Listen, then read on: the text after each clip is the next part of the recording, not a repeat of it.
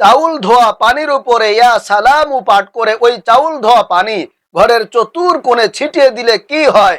আপনি কি জানেন এই অল্প কাজের মাধ্যমে আপনার যে বিশাল উপকার হবে সেটা আপনি নিজেও জানেন না। আল্লাহু আকবার। তাই প্রিয় ভাইরা মা বোনেরা, আজকের এই ভিডিওটি আপনারা 1 সেকেন্ডের জন্য স্কিপ করবেন না। এই ভিডিওটি মনোযোগ সহকারে দেখবেন, শুনবেন।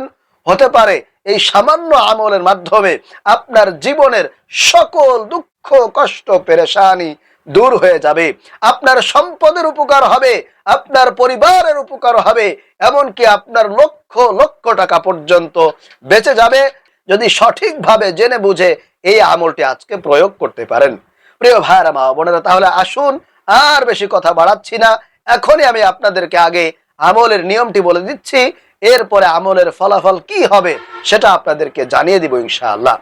তো প্রিয় মহিলা মা বোনেরা, সর্বপ্রথম আপনারা ওযু করে পবিত্রতা অর্জন করে নেবেন, যেহেতু আমলটি খুবই গুরুত্বপূর্ণ।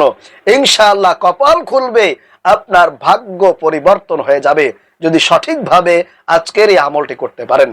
তো প্রথমে ওযু করে নেবেন, এরপরে আপনারা যখন রান্না করার জন্য রান্নার চাউলটা নেবেন, তখন দেখা যায় মহিলা মা বোনেরা স্বাভাবিকভাবে রান্নার চাউলটা 2-3 বার পর্যন্ত ধুয়ে থাকে।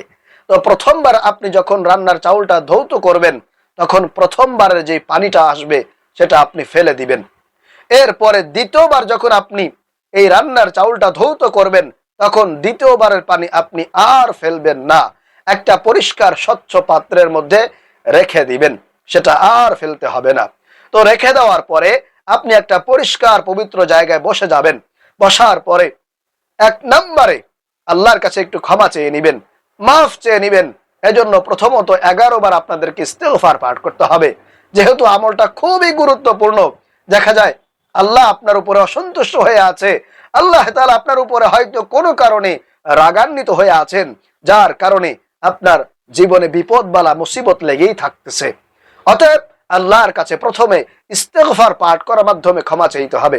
আপনারা এই ইস্তিগফারটি পাঠ করবেন 11 বার, এইভাবে আস্তাগফিরুল্লাহাল্লাযী লা ইলাহা ইল্লা হুয়াল হাইয়ুল কাইয়্যুম ওয়া আতুবু ইলাইহি। আস্তাগফিরুল্লাহাল্লাযী লা ইলাহা ইল্লা হুয়াল হাইয়ুল কাইয়্যুম ওয়া আতুবু ইলাইহি। আস্তাগফিরুল্লাহাল্লাযী লা ইলাহা ইল্লা হুয়াল হাইয়ুল কাইয়্যুম ওয়া আতুবু ইলাইহি। এই ইস্তিগফারটি আপনারা প্রথমে 11 বার পাঠ করবেন। এরপরে প্রিয় ভাইরা মা বোনেরা, 2 নম্বরে আপনার মনের মধ্যে আল্লাহ রাসূলের মহব্বত নিয়ে, ভালোবাসা নিয়ে, আল্লাহ রাসূলকে খুশি করার জন্য, সন্তুষ্ট করার জন্য আপনারা 2 নম্বরে 11 বার নামাজের দুরূদ ইব্রাহিম পাঠ করবেন এইভাবে। আল্লাহুম্মা সাল্লি আলা মুহাম্মাদিন ওয়া আলা আলি মুহাম্মাদ কামা সাল্লাইতা আলা ইব্রাহিম ওয়া আলা আলি ইব্রাহিম ইন্নাকা হামিদুম মাজিদ। আল্লাহুম্মা বারিক আলা মুহাম্মাদিন ওয়া আলা আলি মুহাম্মাদ কামা বারাকতা আলা ইব্রাহিম ওয়া আলা আলি ইব্রাহিম ইন্নাকা হামিদুম মাজিদ। প্রিয় ভাইরা মা বোনেরা, অবশ্যই আমলের প্রতি আপনাকে মনোযোগ দিতে হবে, একেবারে পরিপূর্ণ আল্লাহর উপরে ভরসা রাখতে হবে। অনেকেই আপনারা বলেন যে হুজুর আমল করি কিন্তু ফল পাই না। প্রিয় ভাইরা মা বোনেরা, কিভাবে আপনারা ফলাফল পাবেন যদি সঠিক নিয়মে আপনারা আমলটি করতে না পারেন? এবং পরিপূর্ণ মনোযোগটা আল্লাহর উপরে দিতে হবে। আল্লাহ রাসূলের মহব্বত আপনার দিলের মধ্যে, অন্তরের মধ্যে হাজির রাখতে হবে, তাহলেই আপনারা ফলাফল পাবেন। এবং পরিপূর্ণ আত্মবিশ্বাস রাখবেন যে অবশ্যই এই আমলের মাধ্যমে আমি উপকার পাবো। আপনার মনের মধ্যেই যদি আগে থেকে সন্দেহ থাকে, সংশয় থাকে যে এই আমলটা করলে আমার ফলাফল আসবে কিনা, এরকম সন্দেহ থাকলে কিন্তু আপনার আমলের ফলাফল আসবে না, আপনি এই আমলের মাধ্যমে উপকৃত হতে পারবেন না। এই জন্য পরিপূর্ণ আত্মবিশ্বাস নিয়ে আল্লাহ তাআলাকে খুশি করার জন্য এই আমলটি করবেন। ইনশাআল্লাহ আল্লাহর রহমতে আপনি উপকৃত হবেন। তো 2 নম্বরে আপনারা 11 বার নামাজের দুরুদ ইব্রাহিম পাঠ করবেন, অথবা চাইলে আপনি ছোট্ট দুরুদ এটাও 11 বার পড়তে পারেন, কোনো অসুবিধা নাই। সেটা হলো সাল্লাল্লাহু আলাইহি ওয়াসাল্লাম, সাল্লাল্লাহু আলাইহি ওয়াসাল্লাম, সাল্লাল্লাহু আলাইহি ওয়াসাল্লাম। এরপরে প্রিয় ভাইরা মা বোনেরা, 3 নম্বরে আপনারা আল্লাহ পাক রব্বুল আলামিনের এই গুণবাচক সিফাতি নামটি 100 বার পাঠ করবেন। যদি তাসবিহ থাকে তাহলে এরকম একটি তাসবিহ নেবেন, যাতে গুনতে সুবিধা হয়, আপনার যাতে ভুল না হয়, 100 বারের কম যাতে না হয়, তা না 100 বার হয় এরকম ভাবে আপনি পড়বেন। বেশি হলে সমস্যা নাই, তবে কম যাতে না হয়ে যায়। প্রিয় ভাইরা মা বোনেরা, আল্লাহ পাক রব্বুল আলামিন কিন্তু আল্লাহ তাআলার এই গুণবাচক নামগুলোর ব্যাপারে পবিত্র কোরআন আল কারীমের মধ্যে পরিষ্কার ভাবে বলে দিয়েছেন। আল্লাহ তাআলা বলেন, ওয়ালিল্লাহিল আসমাউল হুসনা ফাদউহু বিহা। ও আমার বান্দা বান্দিরা, আমি আল্লাহ তাআলার সুন্দর সুন্দর অনেক নাম রয়েছে, এবং এক একটা নামের এক একটা পাওয়ার আছে, ক্ষমতা আছে, শক্তি আছে। আল্লাহ তাআলা এক একটা নামের বরকতে এক একটা বিপদ দূর করে দেন। এক একটা নামের কারণে আল্লাহ তাআলা বান্দার দোয়াগুলোকে কবুল আর মঞ্জুর করে নেন।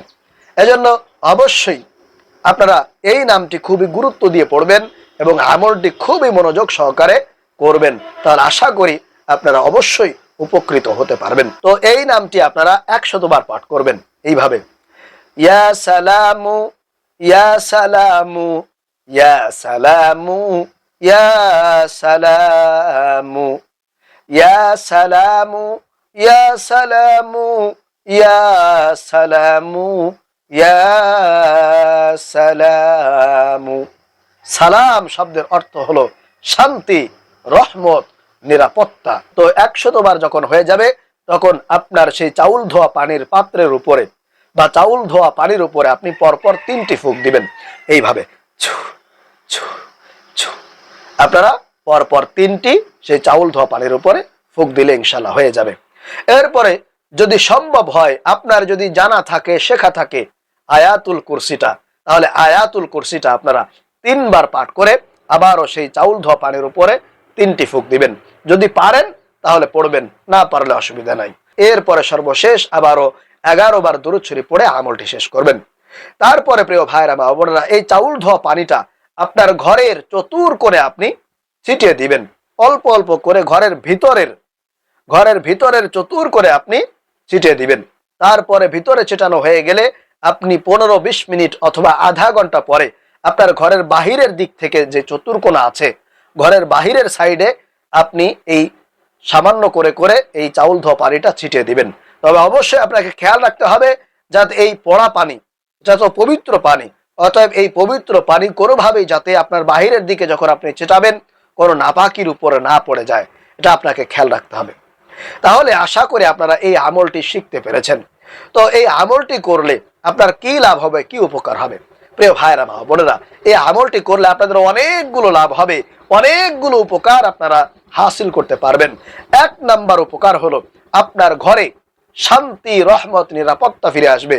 যেহেতু ইয়া সালামু, এই সালাম শব্দের অর্থ হলো শান্তি, রহমত, নিরাপত্তা। অতএব আপনার ঘর থেকে সমস্ত অশান্তি আল্লাহ তাআলা দূর করে দিবেন। যত হিংসা আছে, বিদ্বেষ আছে, মনোমালিন্যতা আছে, আল্লাহ তাআলা এগুলো দূর করে আপনার ঘরের মধ্যে শান্তি, রহমত, শৃঙ্খলা আল্লাহ তাআলা ফিরিয়ে দিবেন। 1 নাম্বার। 2 নাম্বারে আপনাদের স্বামী স্ত্রীর মধ্যে মিল মহব্বত, ভালোবাসা বাড়বে। দেখা যায় অনেক সময় স্বামী স্ত্রীর মধ্যে মিল মহব্বত থাকে না, স্বামী ঘরে আসলেই কোনো কিছু নিয়ে তার সঙ্গে ঝগড়া ফাসাদ লেগে যায়, মনোমালিন্যতা তৈরি হয়ে যায়, অথবা 1 দিন 2 দিন ভালো যায়, আবারও স্বামীর সঙ্গে কোনো কিছু নিয়ে ঝগড়া লেগে যায়। অতএব এই ঝগড়া, এই ফাসাদ, এই মনোমালিন্যতা আল্লাহ তাআলা আপনার স্বামী স্ত্রীর মন থেকে দূর করায় দিবেন। স্বামী স্ত্রীর মধ্যে ভালোবাসা, রহমত, মহব্বত আল্লাহ তাআলা অটুট রাখবেন, বন্ধনটা শক্তভাবে করে দিবেন। এই বন্ধন জীবনে আর কোনোদিন ছিন্ন হবে না, ভালোবাসা শুধু বাড়তেই থাকবে, বাড়তেই থাকবে। আল্লাহু আকবার। 2 নাম্বার, তাহলে স্বামী স্ত্রীর মধ্যে মিল মহব্বত আসবে, মনোমালিন্যতা দূর হয়ে যাবে। 3 নাম্বারে আপনার ঘরের মধ্যে যদি কোনো শত্রু থাকে, তাহলে সেই শত্রু দূর হয়ে যাবে। ঘরের মধ্যে কোনো শত্রু ক্ষতি করতে পারবে না ইনশাআল্লাহ। দেখা যায় অনেক সময় শত্রু আমাদেরকে ক্ষতি করার জন্য তাবিজ তোমার ঘরের মধ্যে পুঁতে রাখে, অথবা বিভিন্ন জিনিস কলা কৌশলে খাওয়ানোর মাধ্যমে আমাদেরকে ক্ষতি করে, যাতে আমাদের সংসারটা ধ্বংস হয়ে যায়, শেষ হয়ে যায়, আমরা যাতে অশান্তির মধ্যে ডুবে থাকি। এজন্য কিন্তু আপনার শত্রুরা এরকম চেষ্টা করে থাকে।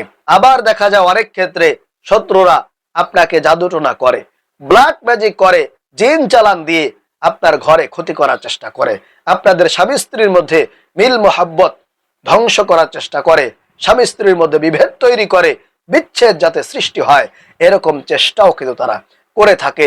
এমনকি আপনার পরিবার সংসারের ইনকাম যাতে বন্ধ হয়ে যায়, সেই চেষ্টাও তারা করে থাকে। অতএব তারা আপনার শান্তি চায় না, তারা চায় যাতে আপনি আপনার স্বামী সন্তান নিয়ে অশান্তির মধ্যে ডুবে থাকেন। আপনার শান্তি, আপনার সুখ তারা সহ্য করতে পারে না। অতএব প্রিয় ভাইয়েরা, মা বোনেরা, আশা করি আপনারা বুঝতে পেরেছেন আজকের এই আমলটি করলে আপনাদের কি লাভ হবে, কি উপকার হবে। দেখেন, ঘরের মধ্যে যদি শান্তি না থাকে তাহলে আপনি শান্তি কোথায় পাবেন? আপনি তো ঘরের মধ্যেই থাকেন। আপনার স্বামী নিয়ে যদি শান্তি না আসে, আপনার সন্তান নিয়ে যদি শান্তি না আসে, তাহলে কিন্তু আপনার পুরা জীবনটা একেবারে অশান্তির মধ্যে ডুবে থাকে। অতএব এই আমলটি আল্লাহ তাআলার উপরে পরিপূর্ণ ভরসা রেখে বিশ্বাস নিয়ে করবেন। অবশ্যই আল্লাহ তাআলা আপনার ঘর থেকে যাবতীয় অশান্তি, যাবতীয় শত্রুতা দূর করে আপনাকে শান্তি আর নিরাপত্তা দান করবেন। আল্লাহ পাক রব্বুল আলামিন আমাদেরকে এই আমলটি সঠিকভাবে করার তৌফিক দান করুন। আমিন।